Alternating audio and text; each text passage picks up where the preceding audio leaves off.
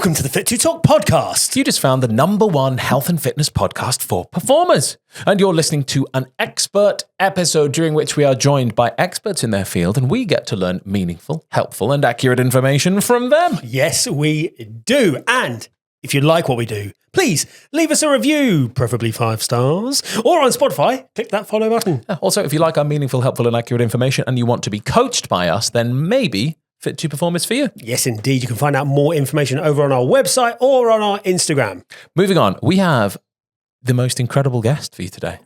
An absolutely incredible guest.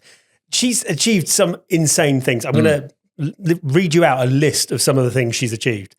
She was the youngest Latin American to climb all 7 summits. Yeah, that's 7 summits, like the highest summit. The highest summit in each continent. That's it. Yeah. Craziness. She's the youngest female Latin American to climb Everest, Mount Vinson and Denali. The fastest Latin American to climb 7 summits. The first Mexican to ski to the South Pole. And the first Latin American to do a solo and unsupported ski expedition above the Arctic Circle. Casual. I mean, just like she has achieved some unbelievable things. Honestly, the chat is fantastic. It's incredible. She's just wonderful. And her energy is fantastic. The way she speaks about it and the way she communicates and talks about what she's done. And she has some amazing stories. The stories are wild. They're so good. In fact, we made a little error. Oh, we did. We've got to tell you about our little error. In that we asked Andy to slip in a little lie into her stories, and she successfully did that. She did. We just forgot to ask. We did. So, one, apologies in advance because it's a slight spoiler, but a frostbite story about a toe being cut off was a lie. Yes. So they don't do that. So hold out for that mountain. moment in the podcast because we are hook, line and sinker all in on that. Yeah, we fully buy it. But yeah, the frostbite amputation, not a thing. Not in that way. No. So yeah, but enjoy our complete suckered into that ness that we were. Please enjoy the absolutely astounding Andy Dorantes.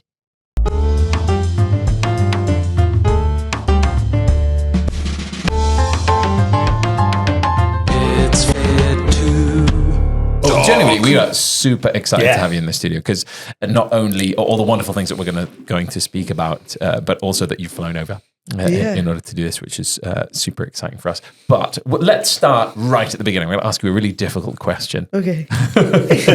Well, I was a little nervous because you guys sent me all this information. I'm like, oh, maybe I have to study before the podcast. I don't know. There will be an exam. Yeah. Well, you're okay actually because you'll be fine. Okay. It's nice and easy for you. But actually, it might be fun if you don't have to do this. But we ask a lot of our guests to tell a lie during the podcast. Mm-hmm. And we were just wondering if you would be up for doing that, trying to tell us a lie. And then if so, at the end, we'll see if we can guess what it's been. Okay. So the listeners will know. They will know it's a lie. They will know. Okay. They will know. They won't just leave going. Let's see how it goes. She really did. She never climbed Everest. She dug a hole to Australia? What? She was in Australia at the time. So the question 1 then, if you're up for that, is how does the story of your life begin? I guess the story of my life began as soon as I popped out of my mom's vagina. It's a strong start. How most of us start. Yeah. But, I grew up in León. It's actually a big city. It's the 4th biggest city in Mexico. Wow. We have about 1.8 million people. And I grew up there just playing football. And, my whole life was involved with sports. So that's what I did growing up. That's so cool. Was that like on full pitches or was it street football or what kind of football did you play? Well, I mainly play with boys because at that time, girl sports were not that big in Mexico. So, yeah, that's what I did. That's amazing. Yeah, I don't really remember my childhood that much. we won't ask if that's concerning or not. But what position did you play? I used to play wing. So you were fast. I used to be. Okay. Okay. I used to be, yeah. That's amazing. And do you still play football? I stopped playing for like 3 or 4 years, and I recently started playing again. But it's like it's not competitive at all. You know, I play with moms, and so it's fun. It's pretty intense actually with moms. You know, like, That's why they're getting the aggression out. Yeah. Like straight in for a 2-footed tackle. Yeah. Go for that red card. Well, if you were having to be nice to children all day, I imagine whatever your parental role, like that's going to come out on the football pitch. oh, isn't it does. Yeah. Brutal fight. Yeah. Yeah. Do you still follow football, like in general? Do you enjoy football, kind of watching it, or? You know, I used to be a big Barcelona fan, like the biggest fan. I would not miss a game or anything. But then, out of a sudden, you know, I don't have time to watch games anymore. So, but of course, I watch like Champions League or like the World Cup. I don't miss any games. So. Yeah. I still follow it, but I wouldn't say like I'm a super fan. I supported Barcelona when I was growing up because I used to go there, and I was in the Nou Camp. And how long did you support them when you were a kid? Growing up, yeah. So they had this footballer called Luis Figo. Yes. Oh, Figo, what a player. And I loved Luis Figo. I was like, I want to be like him, right? We visited the Nou Camp, and I bought a shirt with his name on it. And I've told you this before. The very next day, they announced he was transferring to Real Madrid. Yeah. And I was like, well, this is worthless now. Come on. That's painful. I can't believe he went from Barcelona to their Madrid. rivals, and their only real rivals at the time. Yeah. Hated. That's a brutal move to take. I was annoyed. Yeah, I'm not surprised. That's a pretty sad story. Is that the lie? No, that's my lie. No, it's so true. And I don't think I really ever wore it then, because then I kind of hated him for going across. And I'd saved up for ages because I knew we were going and I wanted to buy that shirt. And I was like, oh, I've wasted all the money I had. Spent it all on a Figo shirt. On a shirt I can't wear. Yeah. Good times. Wow. Typical. Yeah. So I make good judgments. That's what we've learned. It's true. Mexico, World Cups, always show a bit of promise. Oh my God. Let's not talk about it. You know, I don't know how many times I have cried because Mexico loses on the 4th game. You know, we cannot make it to the 5th one. Yeah. It's a bit like I'm Welsh and Wales now. Yeah. Actually, we're in the World Cup for once. And you're like, they show so much promise. And then you're like, no, they don't quite get there. Didn't qualify for the Euros. Do we talk We about do it? have a We won't problem. talk about it. little problem here. Knocked out by Poland. Uncomfortable. Thankfully, he's not a real football fan. So it's Not at all. So how did you get from really liking football to what happened next for you? So I actually stopped playing football, Yeah. and that's how I started climbing mountains. Good, I mean, there was like a little transition in between, but it was like a 2-year gap or something like that. And what happened in that gap? Like what were you doing then? So growing up, my biggest dream was to go to the US and get a collegiate scholarship to play soccer there. And I did, and I was there for 2 years. And then after 2 years, out of a sudden, I stopped enjoying football. So it was pretty weird because, you know, like I dedicated all my life to this sport. I loved it. And then out of a sudden, I don't enjoy it anymore. It was kind of crazy, but, you know, it gave me kind of like this space to ask myself, like, okay, if it's not soccer, what do I want to do now? So That's amazing. So before all of the other things that we'll talk about, you already were an athlete at the level of receiving a scholarship to go to college in America in a different country. That's a pretty. So you were very good. that was good, yeah. I'm like, I wonder how many of us we would need to take on just Andy in a team. A lot of us. I reckon we'd need, Not anymore, to be honest. Now I'm really disappointed at my skills. I'm like, where did they go? You know, like, but your disappointing skills are still going to be 20 times better than ours. Yeah, us on our combined. finest day is going to be nothing. I reckon a full football team of us. Easy. At least a full football team of us just in goal. And it would still not matter. 11 of us just in the goal. We're still going to lose. I'm here for that. So you then went, okay, you're at college there 2 years, and you went, I don't love this anymore. What was that moment like? How did you realize that? well, I didn't feel the same passion as I did before. You know, like when you're excited about something, you wake up and you want to work hard at it. And at some point, if the fire is not within, it's not there. And you got to be honest with yourself. So Wow. for me, that fire wasn't there. So I was like, okay, it's not there anymore, but let's find something else. So it wasn't like a big deal. It was just like, okay, let's move on. That's an amazing way of describing that, because I think that would be a huge deal for most people. I think they might even really struggle to admit that to themselves or to even have the awareness. I think sometimes that takes a long time for people to become aware of going, oh, I actually don't love this anymore, especially for us, right? Our industry is performing. So it's definitely an industry where there comes a point for a lot of people where they go, I don't think I love this anymore. But because they've spent their whole life, like you did, angling towards this thing, that they'd almost feel guilty for giving it up or for pivoting and changing track. So I really love that you were able to just go, let's find something else. That's so impressive to me. I agree. That's an incredible moment to go, okay, this thing that I've spent my kind of entire life up until this point looking towards and going, this could be my life for a long time, and going, actually, I've just fallen out of love with it. And in that moment going, that's fine. I can accept it. I can move on. That's an incredible kind of mindset to have, I think, around that kind of moment. Yeah, to be honest, I've always been pretty honest with myself. And it was learning to put aside all the expectations or projections that they were about me. I was living my dream. I made it to the US with a soccer scholarship. And it was I have to disappoint the coaches. I have to disappoint my teammates. I have to disappoint my parents, my family. They sacrificed so many so that I could be there. And then, I have to be honest. I don't want to do it anymore. And at that point, it was okay, I'm my own priority. I don't care who I disappoint. I'm just going to move on. Oh, that's amazing. And so then what did you do then? So I went on Google and I searched schools near ski resorts. Because I love this. Because I figure okay, if I'm not going to play soccer anymore, then what I want to do is just ski. So that was my priority. And I found a school in Idaho. Most people don't even know where Idaho is. It's in the middle somewhere, right? It's close to it's next to it's under Canada. So south of Canada, next to Washington. Yeah, okay. Not many people know about it. But I found a school there. I liked it. And I just transferred. And I think it was one of the best decisions I've made so far. So you transferred. Were you still doing soccer at that school? No. Or you transferred out? So what did you change to? Well, at that point, I just transferred with an academic scholarship, so pretty boring. But it was in that school that I got more into the outdoors. Amazing. Yeah. And what was the academic side?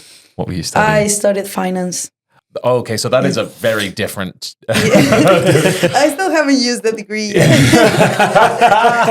Actually, there's a question about that I want to ask you a little bit later on. So you then, in this place, you were skiing loads and what clicked for you that went, hey, I quite like... Because climbing is, I wouldn't necessarily put skiing and climbing as quite the same skill. Obviously, we'll come to you need both later on. But how did you come to sort of the path that you have ended up on? So when I transferred to that school, I was invited to work at the outdoor program. And when they first, I met the director and he started telling me everything about it. And it just blew my mind. It was everything I always wanted to do, but I didn't even know existed. But he was yeah, you should work as a trip leader. I'm I've never been camping before. How am I going to take care of people out in nature? And he's don't worry about it. We want to give everyone an opportunity and we focus more on people skills more than technical skills. So I applied, I got the job. And then from there, I became a raft guide, a ski instructor. So it opened up many possibilities. And when I graduated, I knew I didn't want to work in an office or, I studied finance. So the expectation was for me to go to New York and get a serious job or something like that. I'm no, I'm too young for that. I still think I'm too young. But you could do that whenever if you wanted to, right? You got the degree. Yeah, it's fine. I think I lost the paper, but it there should be somewhere. That's a point. I've got to... Are you meant to keep those? That must exist somewhere. You would hope there's a record of it somewhere. Yeah, there must be. They'd have a file of people who've graduated our university or whatever it might be, right? There will be if they ask for it, I'll find it. Yeah. Just write it down, scribble it on a piece of paper. There we go. Don't look too closely. There's my degree. If I can get away with that, then I can write some extra degrees for myself. Do it. Just create some new ones, right? Yeah. So after that, then you got that job and you were guiding people to live in nature. Yeah. What then? So I graduated and then moved to Canada. I spent the summer there working as a raft guide. So it was a pretty fun summer, just being on the river all day. And then after that, it was like, I think it was September. Yeah. So I packed everything, grabbed my backpack, and then started backpacking in Europe. And I actually started in London. Did you? Yeah. Backpacking. Great place to start. Is it? Well, I think London's a great place to start. Yeah, Well, because we live in London and it's fantastic. Oh, I see. I was like, I have never been backpacking. No, neither have I. I wouldn't know where is a good place to start. So where did you go from London? So from London, I went to Norway. And I actually just flew into London because it was like the cheapest option. Yep. Yeah, makes sense. So yeah, I think I was here for like 4 or 5 days. That's it. And then I flew into Norway. And since it was September, I didn't know, but it's not a good time to go to Norway. It's raining a lot. Oh, yeah. So That's cold. I had some really good experiences there. I ended up sailing from Norway to Denmark with a stranger, and we got caught in a storm. So that was like a cool adventure. What? I love that. Wait, Cool how did story. that happen? How did you find this person? So I flew into Bergen, that it's on the coast, and I was there for 2 days just hiking, and I was like pretty excited, like I was on top of the mountain just camping and doing day hikes and stuff like that. And then one day I left my camp, I just had like my day pack, and it started raining like really hard, and I couldn't get back to the tent. So that day I had to go into town and find a place to stay. And the next day I was hoping to get my stuff, but I couldn't because the storm was still going on. So a few days went by and I was desperate. I'm like, I don't even know if my things are going to be up there because it's pretty windy. and then I went on couch surfing. Have you heard of that? Yes. Yeah. I don't even know if it's a thing anymore, but I went on couch surfing and I saw that a random guy just put like, I'm sailing from Norway to Denmark. And I messaged him. I'm like, when are you leaving? He's like, tomorrow morning at 5 a.m. And I'm like, okay, I'll go. But I was like kind of nervous because I didn't know if I was going to make it because I still had to go get like my passport and all that stuff that were in my tent. So I went back to that mountain. Every step I took, I was praying that my things would still be there. And then I finally made it and saw my tent like stuck in 2 trees. I packed everything up, hitchhiked to the next town to meet the guy. And then the next day we were sailing. That takes an insane level of trust, doesn't it, in strangers, in that that you're going to be safe with this person and that they're going to do what they say they're going to do and take you from one place to the other. And I'm assuming what was his first language? Danish. There we go. So you're already also having to communicate through both of your second languages at that point. Was that scary, or are you just like, yeah, cool? To be honest, I didn't even think about it.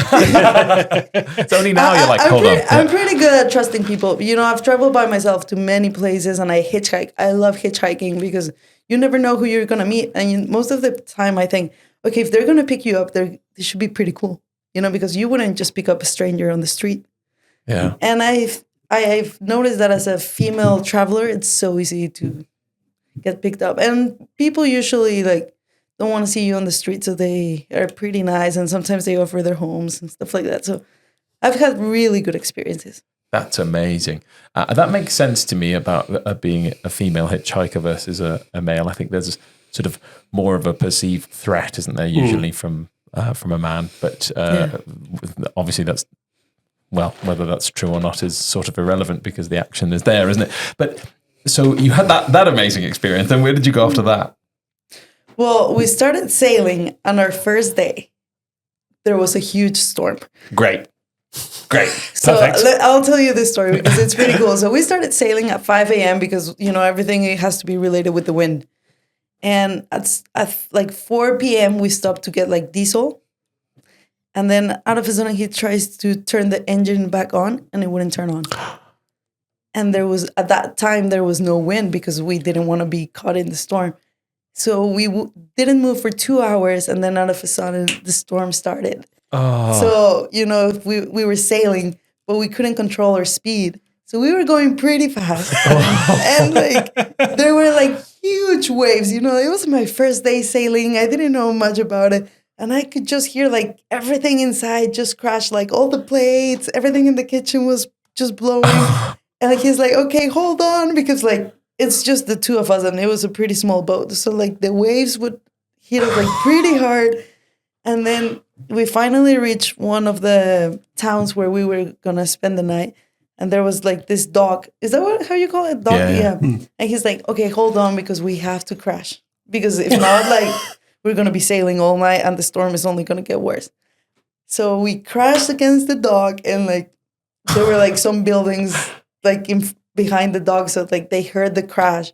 And then out of a sudden, like all the neighbors, all the people were just there. And we're in Norway, so like the firefighters, the police officers, like everybody came. And they were like asking me all these questions. And at that point, I didn't even know what the guy's name was. You know? Like, I don't know. I just showed up. I just nearly died on a boat. Leave me be. So people were like really confused. Like, what is a Mexican doing in the middle of Norway with this Danish guy sailing in the middle of the night? Like, it was, but yeah. And you're like, to be honest, I don't know. Yeah. But I'm here. But I got here. And so did that backpacking trip continue? Yeah, it did. Oh gosh! After that, I would be going. I think it's time for me to go home. Yeah. You're like, I've peaked now. Yeah. This is as good as it's going to get. What happened after that? That was just the beginning. Oh, what next?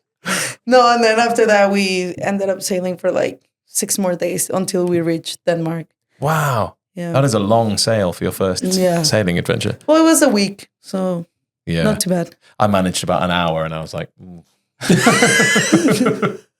My stomach doesn't like the sea. Now that I think about it, it was a big commitment. Yeah. It really was. You're realizing this now.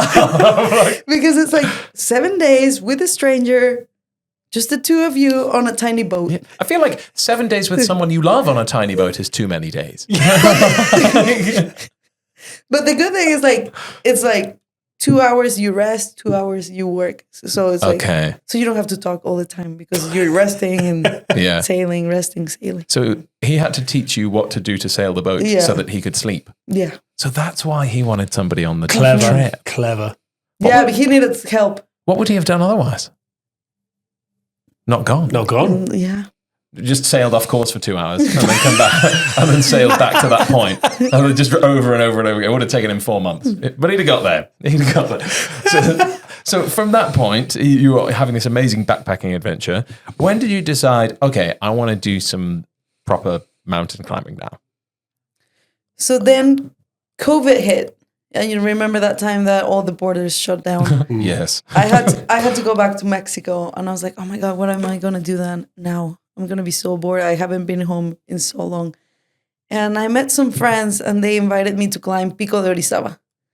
I didn't know what it was. So it was easy to say, yeah, I'll just go for the adventure. But then later I found out that it's the highest peak in Mexico and it's actually the third biggest in North America. So it's a big one. Yeah. It's 5,600 meters. So you didn't start for small. For you guys, it's huge. Yeah, that's like beyond what we can conceptualize in the UK. Yeah, I've got no idea. Ours are about 1,000, aren't they? The highest peaks. I'm making that up. I don't know. Ben Nevis is the highest one in the UK, and I think it's about a fifth of the height that you just said. So let's find out. Let's find out. Come on, Google. Ben Nevis heights. 1,345 Ben Nevis. So it wasn't far off. So that's significantly higher than that. Like about 4 times higher than that, which is ridiculous. It's pretty big. How long did that take? It just takes 2 days, 1 night. So you have to camp up there. Yeah. See, for us, right, with the mountains in the UK, we're like, it's a day trip. Yeah, this one is not too bad. I mean, some people take longer, but the city where I live is at 1,800 meters. Okay. So fine. It's not too low. It's only 4,000 now. Oh, that's easy. No, but we don't need as much time to acclimatize. Yeah. Sure. Oh, okay, fine. Makes sense. That makes sense, yeah. Oh, that actually answers one question I was going to ask you later on, which is really lovely. But so you're in this mountain. You obviously had a great time. Oh my God, I loved it. And what was it about it that you loved? Well, I didn't know anything about mountaineering at that point. Like I knew some like technical skills, but not much. Like I didn't even know how to put the crampons on or how to use an ice axe, anything. But I had a good attitude. I was like, okay, let's just go for the adventure and see what shows up. Like I have nothing to lose. I'll just give it a shot. And I remember looking up and seeing that huge mountain. I'm like, whoa, Like, it's a beast. You know, like it's pretty big. It's way bigger than I expected. But I was like, okay, we're here. Let's go. And I remember that we started climbing around 1 a.m. in the morning. And just like seeing the stars, the moon hitting like lighting up the mountain. It was just like, I felt something in my body that I have never felt before. So I was like, whoa, this is amazing. It was just like, oh, okay, I'm alive. It was incredible. And then we reached the summit and I saw the sunrise and it was like, whoa. And at that point, I asked myself, whoa, if this is what you can see in the highest point in Mexico, I cannot imagine what it's going to be like to see it from the highest point on earth. Wow. So, I climbed my first mountain and I was already thinking about Everest. But of course, I didn't tell anyone because that would be too crazy. I love that was the driving force, though, that it was the feeling and that like realization that you stood there and went, wow, this is something special. And then that made you go, well, what if this is, what if that could be better or an equivalent experience? Now, with things like that, quite often it's a bit like a drug, isn't it? And maybe the next ones aren't as good. Like you go, it's a bit of a lesser realization. But you then went on you've climbed some incredible mountains. We will get to Everest, right? But from that point then, what made you decide to go, right, I'm going to start ticking these off? So that was in October of 2020. And a couple months afterwards, they invited me to go to Ecuador to climb some mountains there. But I didn't know that Ecuador had some big mountains. So I was like, yeah, okay, I'll go. I'll go.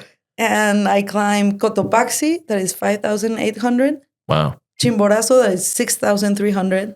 And in that mountain, it's where I realized that my body adapts really well to altitude. Because I went with really fit guys and they couldn't make it to the summit because they had like altitude sickness. So I was like, oh, maybe I could be good at this. Wow. So what is altitude sickness then for people who don't know? So altitude sickness is when you reach a certain elevation and your body starts stops working. Like maybe you get a headache or you start throwing up or you start like having some liquid in your lungs and stuff like that. Oof. So it could be really serious. You can die. And why does that happen? Do you know? Is it because of lack of oxygen or is it just simply I would say gravity I would say it's lack of oxygen. Okay. That sounds horrible. Yeah. Is there some do you kind of regularly train yourself for that? Do you go, okay, I need to make sure I kind of am at my peak in terms of how I can deal with the altitude sickness? Or is it just like fitness? Let's just go. Yeah. Well, for me, it's just let's just go. And they've done like a lot of research about the topic because they don't really know what makes the difference. Because sometimes you can get altitude sickness and sometimes you won't. Right. So it's just like, okay, you can be lucky. And wow, just on the top. Have you ever suffered I've it? never had it. Wow. Fantastic. That feels like something that I would definitely get. Yeah, I think you'd get that. I'd be 10% up the mountain and be like, I'm out. But it's crazy because like some people do like Ironmans and stuff like that and they still can't. They can't. I think it's reminded me of what happens with astronauts, right? They go through that training and there's that inner ear thing that happens when you go into weightlessness, that if they can't, like there's no predictor for it, there's no fitness, there's nothing else. And it's just, if your inner ear doesn't adapt to it, and like you said, there's no way of knowing that in advance, you just can't do that anymore. Like people go, oh, well, you can't do this job. You could be the best engineer, the best everything in order to all the skills, but which is crazy. So lucky for you. Lucky for me, because I never had a headache and nothing, Wow. I think my body works better up there than down here. Yeah.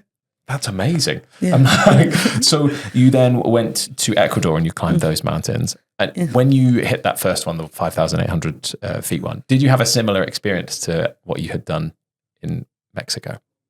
Yes, but I don't remember as clearly as the experience I had in Mexico. Okay. I guess when it's the first time, it's the first time, Yeah. But yeah, I ended up climbing 3 mountains in Ecuador and I was about to go home. And again, I had no plans. I was like, okay, what am I going to do?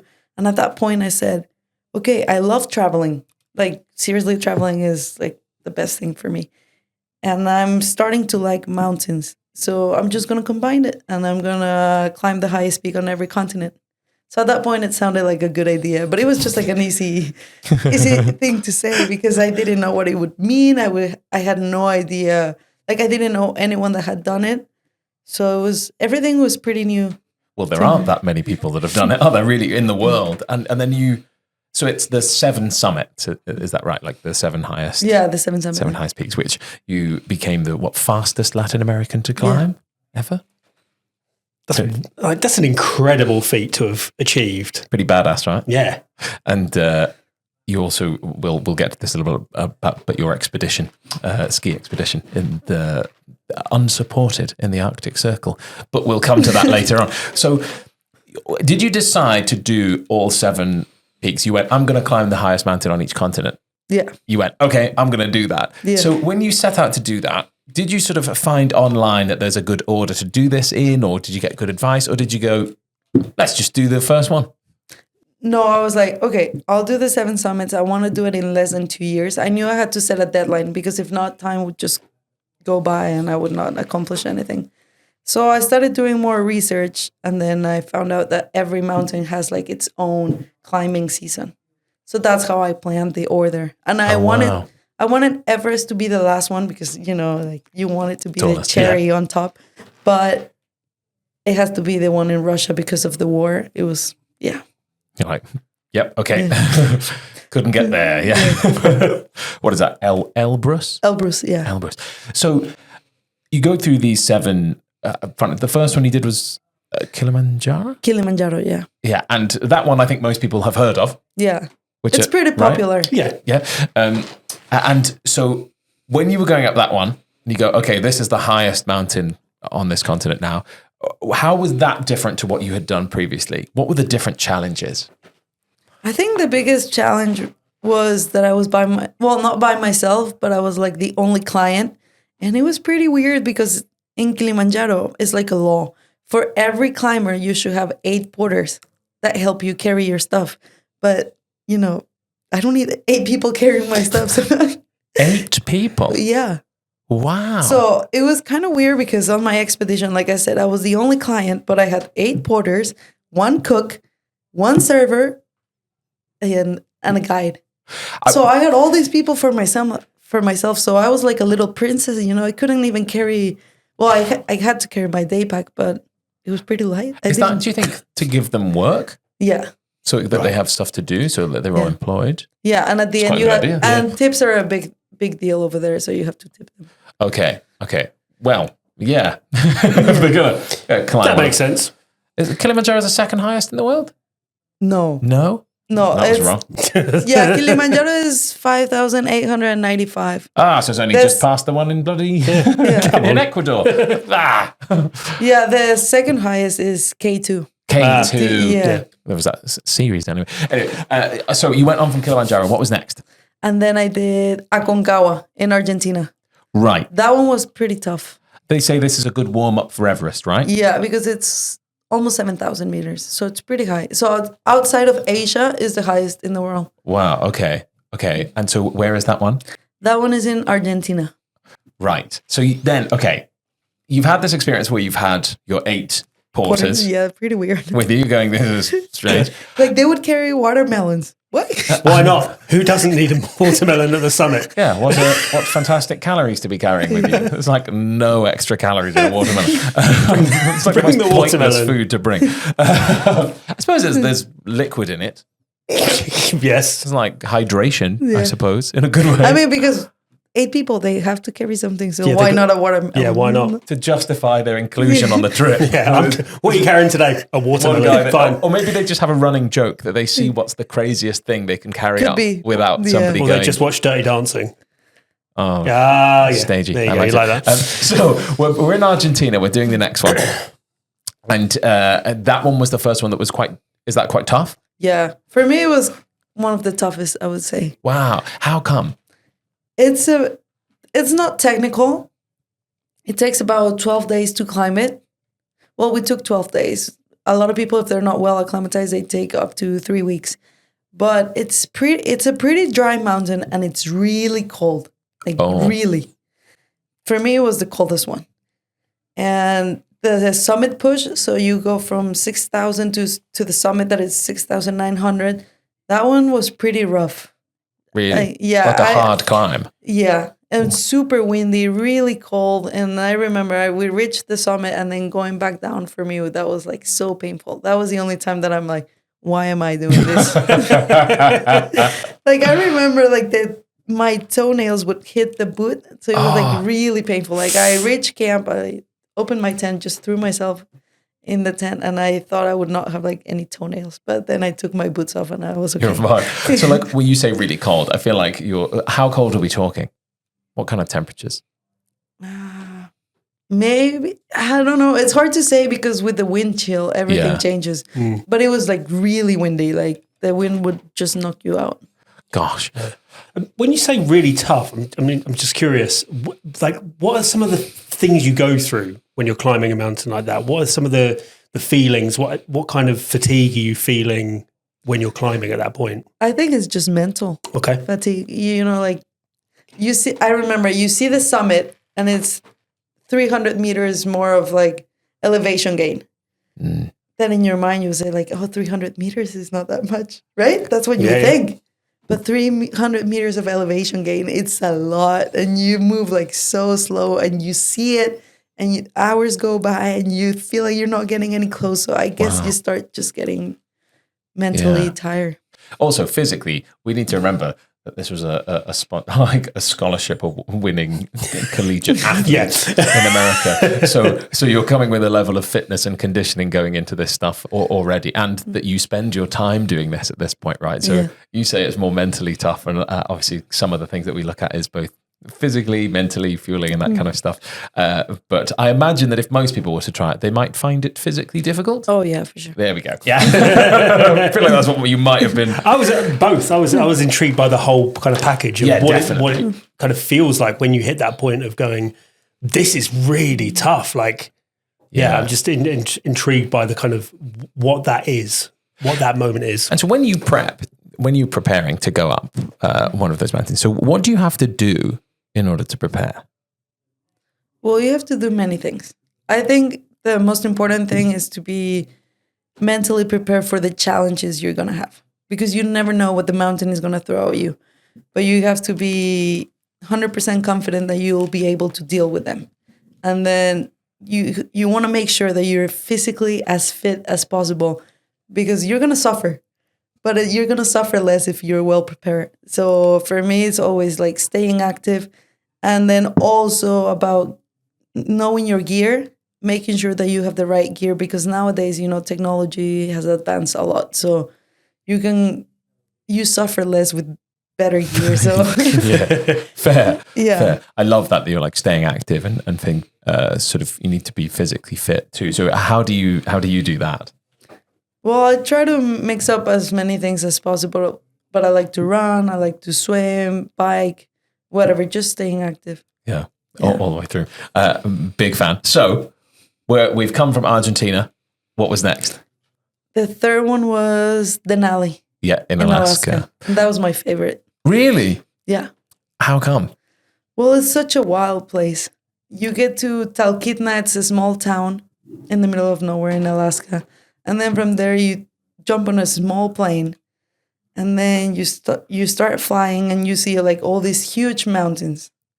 And then you land on the glacier, and you take your stuff off the plane. They drop you off, and they say like, goodbye, have fun.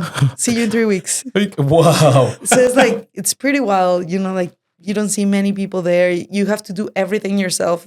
You don't have 8 porters or anything. Yeah. You want to no go watermelon. No watermelon. You want to go as light as possible because you have to do everything yourself. So you have to cook, you have to set up your tent, you have to do everything.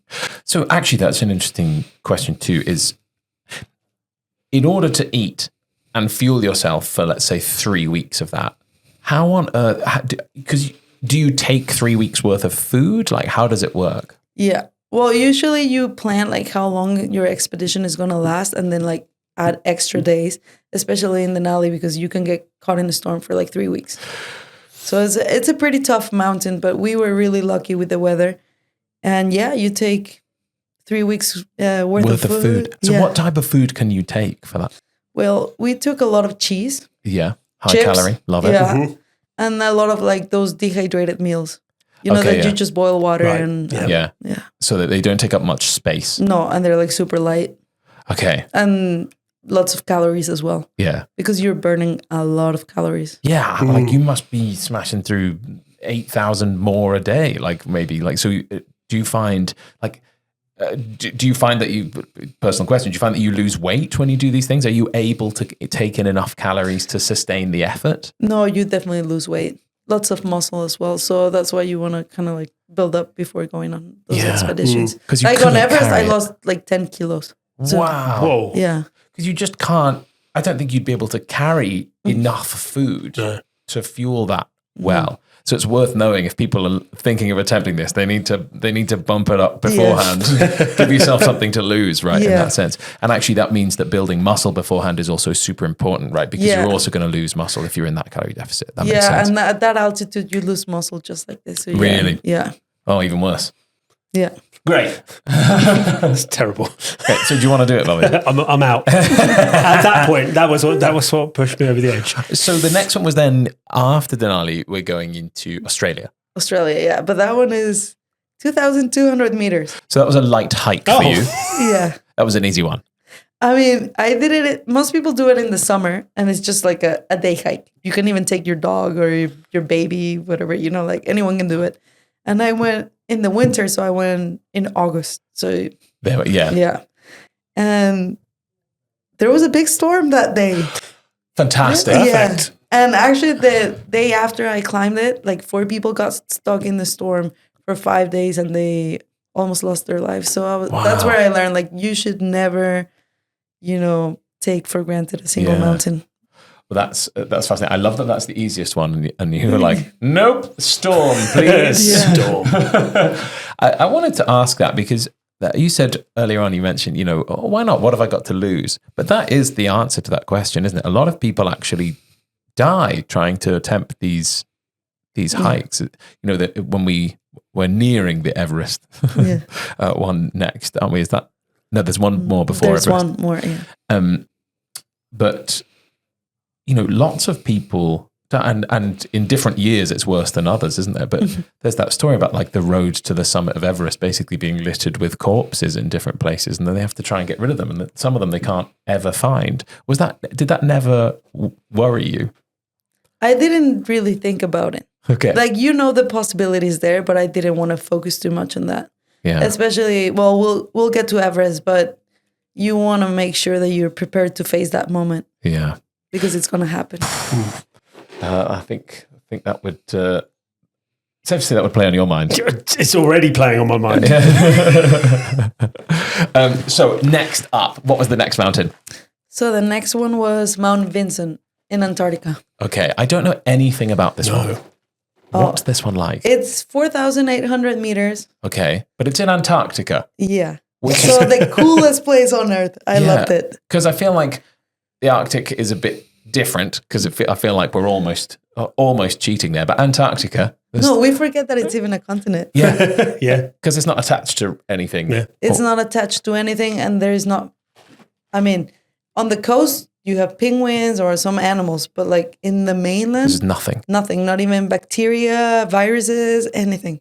Like nothing can survive there. Wow. So it's pretty wild. Terrifying. That is wild. I didn't know that about bacteria. Nothing can survive there. Let's go for a hike. You did. I survived. You survived. But I was there in the summer. The winter must be brutal.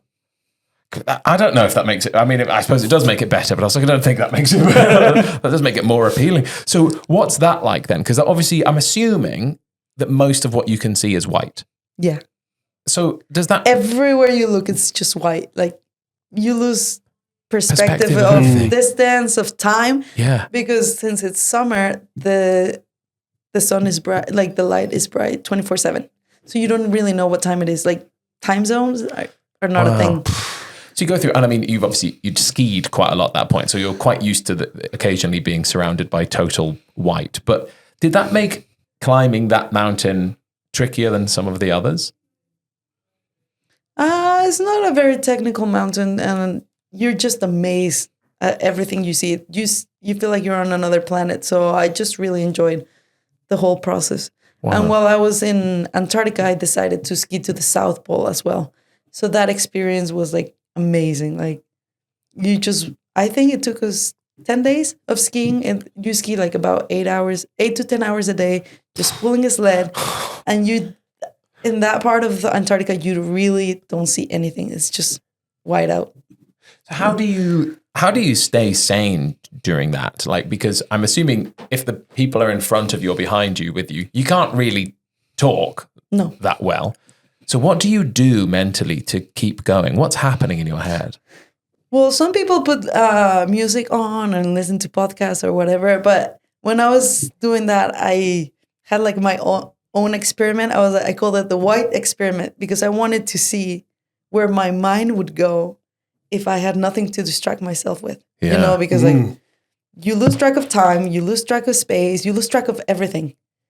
So I was like really connected with my body. I was like really aware of what was happening, you know, on my toes or my fingers. And yeah, I had a great time. I loved it because it was like a really inner trip, you know, like just see where my mind would go. And to connect with yourself, I suppose, in that moment. And where did your mind go? Well, there were so many hours. It went everywhere. It went everywhere. But at the end of the trip, I was like, okay, I think I like myself, you know? Wow. Conclusion. Yeah. Well, I suppose there's that thing, isn't it? Most people is an overstatement. A lot of people struggle to not have stimulus constantly because they don't like themselves, right? So when they're alone with their thoughts, that might be a scary prospect for quite a lot of people. The idea of being alone with yourself for a lot of people is terrifying. So, you know, to go through that process and go that maybe you know, for anyone listening might be able to go through something. They don't necessarily need to go to the Antarctic to do it, but to go through that and the outcome being, I quite like this person. Yeah. I think is probably a positive reminder that we might not need to be on a screen all day. Yeah, for me, that's the biggest thing, because nowadays we're so distracted. You know, like you don't want to be present. You just turn on your phone, just like this. So that's what I love about expeditions, especially when I'm by myself, to get the time to really like go inside and see what's going on. Yeah. And I think more people should at least spend like maybe half a day just walking by themselves with no phones, no distractions, and see what they can find out. I know exactly what you're about to say. You go, because I have been harping on about this. I've been constantly saying this for the last, I don't know, however many months. I've been walking to this office. It's half an hour back. And I made this thing to myself. I was like, right, I'm not going to have any other stimulus during that time. I'm just going to walk and be with myself in the same way that you're describing, except not in the Antarctic. And I am the biggest convert to that ever. I think my state of mind is 100 times. I wasn't in a particularly bad place or anything before. I thought everything was fine. But in general, my energy and the way I approach the world has been far more pleasant and calm because of it. So I can only envy that experience. I'm making plans. I can already tell. So I think we're on to Everest, the big one. the big one. Not that the others were small, but we're still talking about the 7 highest mountains. Well, not the 7 highest mountains in the world, but across the continent. So Everest, right. When we were researching this just a little bit, it says that it takes like between 1 to 3 months to climb. Is that right? Yeah. So for me, it took 45 days to reach the summit. And that feels exceptionally quick, is it? No. No? 45 days to reach the summit. Yeah. Okay, so that's about right then. That's about 6 weeks. Yeah. So that's a month and a half. Yeah. And then how long I to get down actually started again? my journey a year ago. I flew from Mexico on April 5th. So, Wow. Yeah. So I saw on my memories today on my phone, like, That's amazing. so a year ago, I didn't know what was going to happen, but that's when everything started. wow. And you went, okay, I'm going to do this. And then does it take about the same amount of time to get down, or is it much easier? Well, it doesn't take 45 days to reach the summit. It takes 45 days, you know, including like the trek to base camp and then doing rotations and stuff like that. Once your body is acclimatized the summit push, it takes around 6 days to reach the summit, Yeah. and then maybe 2 to 3 days to come back down. Because I think what a lot of people don't know about Everest is that base camp is not at the base of the mountain. Well, the base camp is at 5,300 meters. Yeah, so it's like higher than any mountain we can conceptualize. Base camp. Yeah, it's ridiculously And just higher. reaching base camp, it takes around 8 to 10 days. And because a lot of people only make it to base camp, isn't that right? And so what happens at base camp that is like the decider for people that they go, okay, you can't carry on here? Is that acclimatization that you're on about, that they need to acclimatize there? Yeah, some people just reach base camp and they're like, okay, I'm not going to make it. I'm not even going to give it a shot. Wow. Yeah. For what reason? Just too hard. Well, I think it's that their body is not reacting well Wow. and they're not feeling good. That must be devastating, because one of the things I wanted to chat about is the cost of doing this is so, not just physically and mentally, but the actual financial cost, right? It's a good job you had a degree in business, because maybe you have been using it. Because, if you just Google how much does it cost me to climb Everest, it's a preposterous amount of money. How do you go about, doing that? Is it sponsorships? Is it like deals, or do you have any advice for somebody who was like, I want to climb Everest? To be honest, I was really lucky because when I chose to do the 7 summits, I had no idea how much expeditions would cost. If I knew the price, I would collapse and just say like, okay, I'm not doing this. I would have used money as an excuse not to do it. And when I sat down, opened my computer and started Googling, okay, like how much is it going to cost to climb Kilimanjaro? And then I reached Everest. I'm like, okay, that's a lot of money. But then I found out that Antarctica was even more money. So I was like, whoa.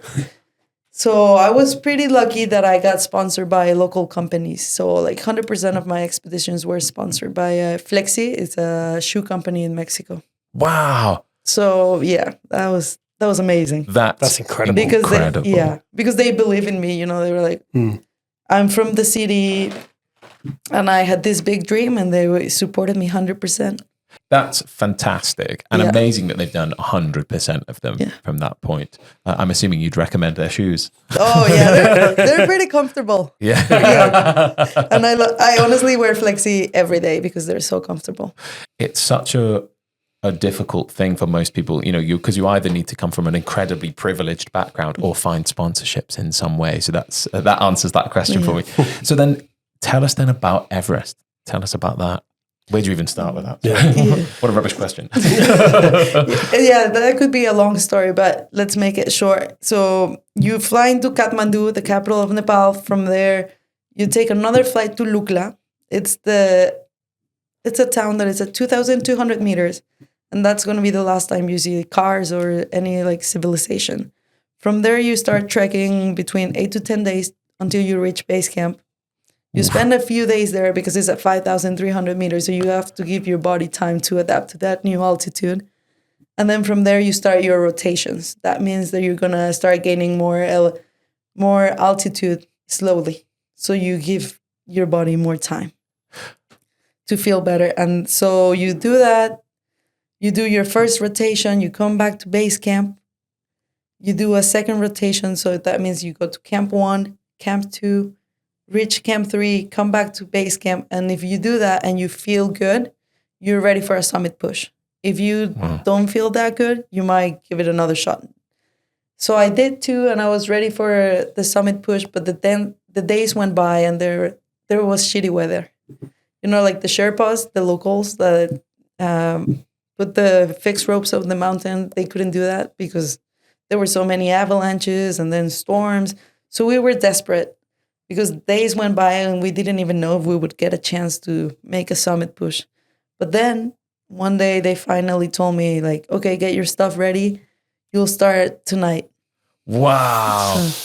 So that from that point, really, that's pretty uncharted territory. There's sort of two schools about this. I think the majority of people are like, wow, not many people have been there. But other people say that Everest is quite a busy mountain. Oh, yeah, it's so busy. There's quite a lot of people there. Did that affect the experience for you?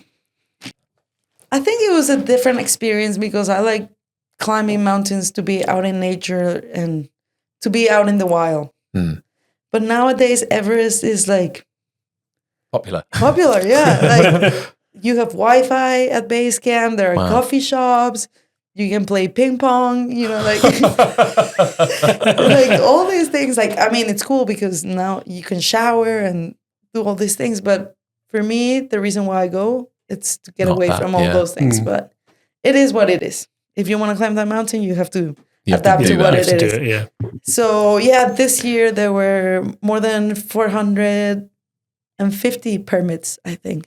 Wow.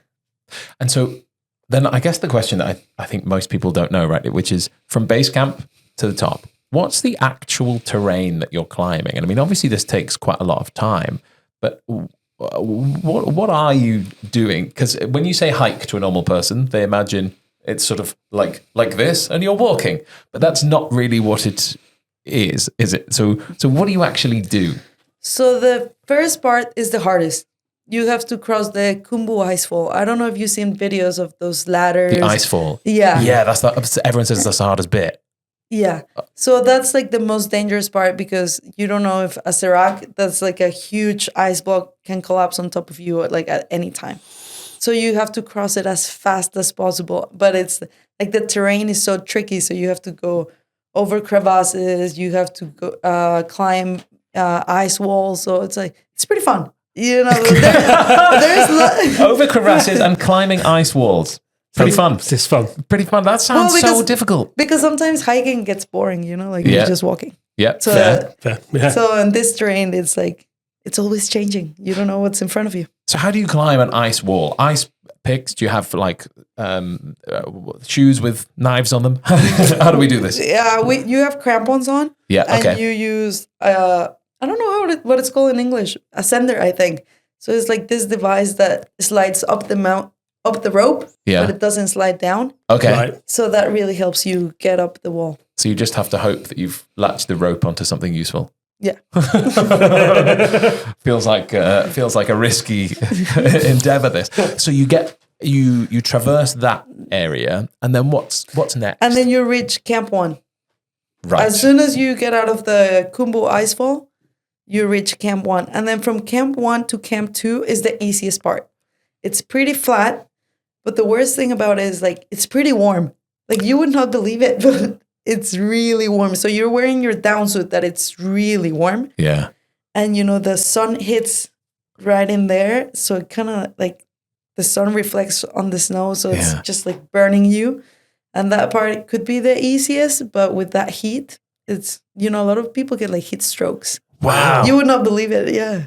Wow. So you can, because I was reading a little bit about this and so that somebody was actually like basically roasting in their suit because of that section. Like it actually started cooking. That would be me. Cooking the body. You would absolutely be cooking. But it's pretty rough because, you start sweating, but then at night it gets really cold. And if you're wet from that It'll sweat, freeze. yeah.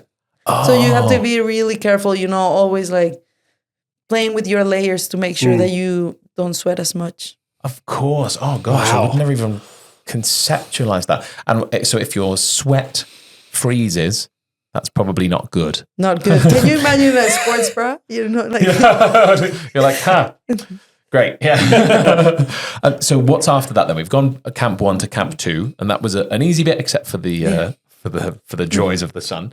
What happens next? So from Camp 2, you go to Camp 3. Okay. And the first part is kind of flat. It starts getting steeper, and then you start climbing the Lhotse face. It's pretty famous as well, and it's like a steep wall. It's like 500 meters. Pretty steep. 500 meters. Is it 500 or 600 meters? Bloody hell. Yeah. It's pretty tall. That's massive. Okay. And is that icy or is it rock? No, it's icy. Oh, great. Yeah. Great. So it's like super steep. And, like you've seen pictures of like lots of people climbing Everest.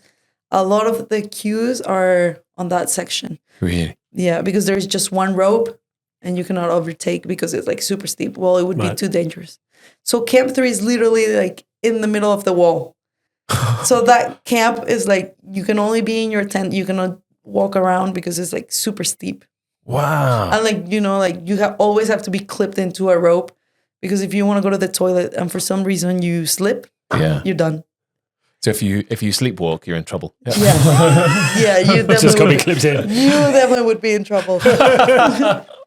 Gosh, yeah. Okay.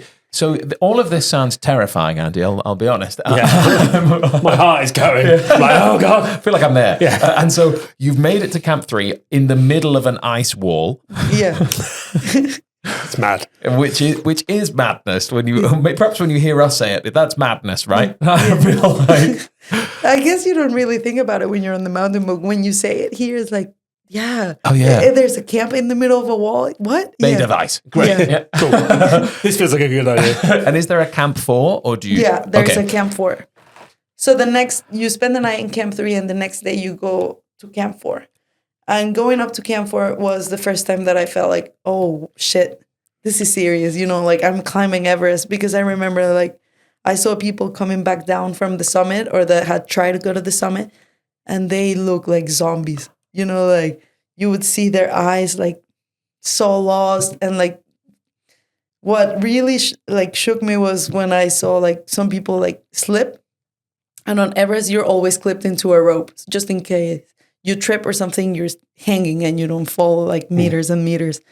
And people were so tired that they would trip and fall and they could not make it back up. Like they would rather die on the mountain and keep fighting for their lives. So I was like, wow, I don't know what's going to happen up there, but Wow. I'm just going to keep going. That's an amazing shit. Like for you in that moment going, I'm about to attempt this thing that's resulted in these people feeling like that. Yeah. And obviously no one who's climbing Everest like that is coming unprepared. You would assume that they have prepared extensively to be in that position and to be physically ready to do that. So you're not even just looking at like, they weren't ready. You're going, oh, okay. I mean, nowadays, since it's so popular, Maybe more. if you have the money, I guess people just think it's a good idea to go and attempt it, but I would not recommend that to anybody. That's a because terrible idea. But some people do it. It's Yeah. like, I have all this money. Why not? I'll give it a shot. Most I'll people climb can't- Everest. Most people couldn't climb an ice wall if you paid them. It's true. I'm like, I'll be like, here's £10,000, climb this 100-foot ice wall. I'm like, cool, you can't. Like, that's ridiculous. So you're at that bottom bit, you go, okay, and that shook you a little bit. Yeah. What happened with that? How did you overcome that? Well, I was 100% confident that I had done everything that was in my hands to be prepared for that moment. And I knew that was a possibility. So I was like, you don't want to think too much about it. You see it, but you're focused on whatever is next for you. So I was just like, okay, I'll take it one step at a time. So I just kept going till I reached Camp 4. And so what was the thing that made them feel like that? What was next? So I reached Camp 4. It was around 4 p.m. And I had 5 hours to rest. And then I was talking to Jabu. Jabu was my Sherpa. He was with me throughout the whole process, like with the acclimatization hikes together. And we were going to try to go to the summit together. And he reached Camp 4 and he told me that half of our oxygen bottles were stolen. Because the day before, there was a big storm and people got caught in it. And, you need oxygen to survive. So you're going to do whatever it takes to make it to the next day. So they took extra bottles. And so we were missing half of our bottles. So at that point, I was climbing with a friend and she decided not to try to go to the summit. But for me, it was like, okay, I've never used oxygen before, like supplemental oxygen. So I don't even know how my body is going to react. So it's not going to know the difference between going with 4 liters per minute. That's usually what you use, 4 liters per minute, or going with 2 liters. So I was like, oh, I'll just give it a shot. Like I didn't want that to mess around with my mind, like if my body doesn't know what it's, what is it going to be, then it's okay. And was it? I mean, obviously you're here now, Yeah. but what was that like then? Well, it's hard to tell because I have no idea what it would have been with 4. Maybe I could have prevented my frostbites, could be. I'm not going to think about it, like I made it to the summit, I made it back down, I'm alive, I have 10 toes, 10 fingers. So, yeah. So tell us, you mentioned frostbite there. You ended up getting frostbite? Yeah. In where? Fingers, toes? I got one in my pinky finger and then one on my big toe in my foot. But honestly, I don't know how it happened. I didn't see it coming. Wow. How do you get rid of that? Time. Well, usually they just have to cut them. Yeah. And, they thought they were gonna cut mine, so I made it to the summit. I came back to Camp 3, next day to Camp 2, and I realized that my frostbite was getting really bad. My toe was getting black, and then they told me like, okay, we just have to cut it right here. Oh my God. And I was like, right here? And they were like, yeah, we have to go for it. So they brought the doctor, and he just came with a huge knife, and he's like, okay, we're gonna get you in the tent and have the surgery right here. And I'm like, are you serious? I'm like, I knew that my body could recover, but he was like, no, we just have to do it now. Wow. So then I tried to convince him to give me another day, and then they didn't cut it. So Wow. you convinced them to give you another day? Yeah. To make it back down the mountain and then reach the hospital and see what they would say. And what did they say in the hospital? Well, they wanted to cut it as well, but I was like, no, I'm going to Mexico like this and then see. Wow. But it worked. It worked. Yeah, I have it now. Wow, that's fortunate. Yeah.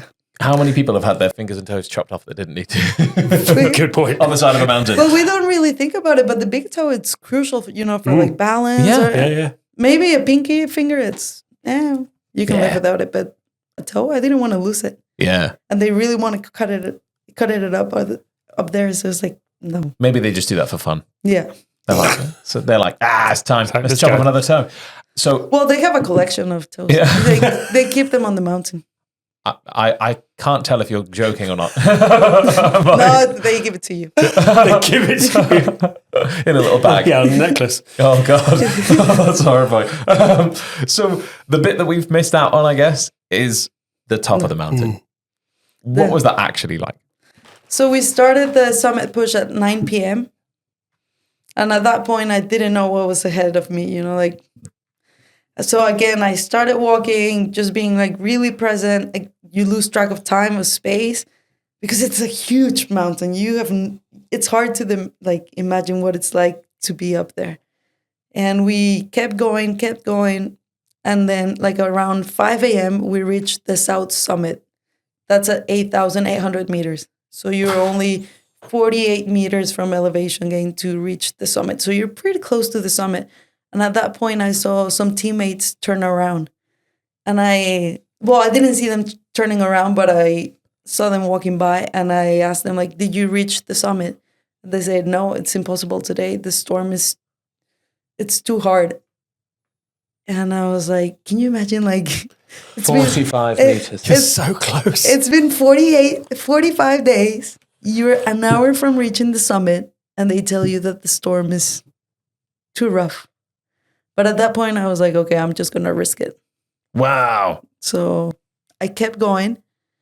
And Jabu and I reached the summit, and it was incredible because we were the only ones there. Nowadays you see pictures of Everest, and it's busy. like so busy. Yeah. So it's crazy that we were the only ones there.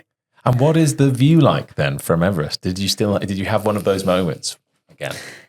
See, a lot of people ask me that. Like, they ask me, like, what did you feel or what was the view? Honestly, I don't remember. Wow. At that point, yeah, you're super happy, but you have to realize that you're only halfway there. And going back down, it's harder than going up. So you have a moment to, like, celebrate, but then it's like, okay, focus time again. Because most accidents happen going down. So Wow. we were only in the summit for like 3 minutes, probably. 3 minutes, and I wanted to get a video saying like, oh, I'm on top of the world, but like my GoPro, my phone, like the batteries wouldn't last. It was like the whole time going back down, I thought I didn't have a photo or a video or anything. Wow. So that was pretty devastating because I was like, I made it to the top of the world. Yeah. How am I going to prove this? I don't have, but that's, now I see it as a gift. But at that moment, I was so frustrated. Like, you have no idea. Like, it's terrible to make it to the top and to think that you have no way to prove it. But then I was like, how much am I making like other people's like validation more important than my own? Yeah. Yeah. Like, is knowing that my own validation was not enough. It's like, whoa. Yeah. That's So- a fascinating thing, isn't it? Because you're like, well, I did do it, so it doesn't matter. We can Photoshop a picture of you up there if you like, and then you can tell people. No, but later I found a video. Did you? Yeah. What, so one of them worked? Yeah. Ah, So it was like, I only said like, I'm on top, and then it dies. It's like a 5-second video. That's it. But for me, That's enough. That's enough. Yeah. I don't care. yeah, that's incredible. Lucky that it Yeah. did come back anyway. Obviously, there was another mountain after that. Yeah. So the last one was Elbrus in Russia. And that one was pretty easy, you know, like after Everest. Tick a box. Yeah. I went back home. I recovered from my frostbites. And then I think it was like 2 or 3 months afterwards that I You was. could go and climb. Yeah. So, well, just about that expedition, you were also the first Latin American to do a solo and unsupported ski expedition above the Arctic Circle. Tell us about this. So you know how I went to Antarctica and I loved the experience of just spending time with myself. I was like, but I did that whole expedition in a group. And I was like, okay, I definitely want to go back to Antarctica and do it by myself. Right. Why? No, I said right. Oh, I was like, I want to do it by myself. So I met some people from Norway because Norwegians, they're pretty good with the North Pole and South Pole. In Mexico, we don't have explorers like that. Yeah. Like, that's not even a thing. And I met them and I told them, like, I would really want to come back to Antarctica and do this by myself, reach the South Pole by myself. And they were like, okay, if you're serious about it, you should come to Norway. So that was in January, and in February I was in Norway already doing a solo expedition. But it was actually pretty rough because Antarctica is dry. Like, it's the driest continent. But up north it's like pretty wet. So, you know, everything is frozen. And like, even though the temperature is not as low, the freezing sensation is horrible. So I guess what you've done through this, and actually even when you've described your life, you've set big goals for yourself, and then you've broken them down into manageable milestones that you can then work through and move towards. What's the next goal? Well, the next one is going to be, now I love biking. That's my new thing. You know, like I transition from one thing to another just like this. But when I like something, it's like, okay, I want to go all out. So lately I decided that I want to cycle from Norway to Portugal in the summer. Like do a bikepacking trip. Amazing. Yeah. I have absolutely no doubt that you'll succeed. Yeah, you can smash that. It's going to be incredible. Do you have a piece of advice to somebody who might be considering something like any of these expeditions? I would just say do it for fun. Yeah. That's it. Like if you're not having fun, it's not worth it. Stop right there. But if you believe you can do it and you're having a great time, then go for it. Like it doesn't matter how big it is. If you just take the first step, that's going to be the hardest. But from there, let yourself surprise with what comes up. I absolutely love that. Yeah, that's beautiful. Andy, thank you so much for coming to join us. Yeah, that was incredible. It has been a pleasure. So thank you for sharing your journeys, literally, and experience. And thank you at home or wherever you might be for listening. Yep, and if you've enjoyed this episode, click those like and subscribe buttons and find us on Instagram at Fit2Perform As always, if you've got any questions you want answered, slide into my DMs. I'll be in the middle of an ice wall having a sleep whilst attached to the rope. Yeah, as always. Thanks again for listening. And if you like what you've heard, we've been Fit to Talk with our wonderful guest, Andy Dorantes, and your hosts, me, Stefan. And me, Bobby. And if you didn't like it, we've been Joe Wicks. Peace out.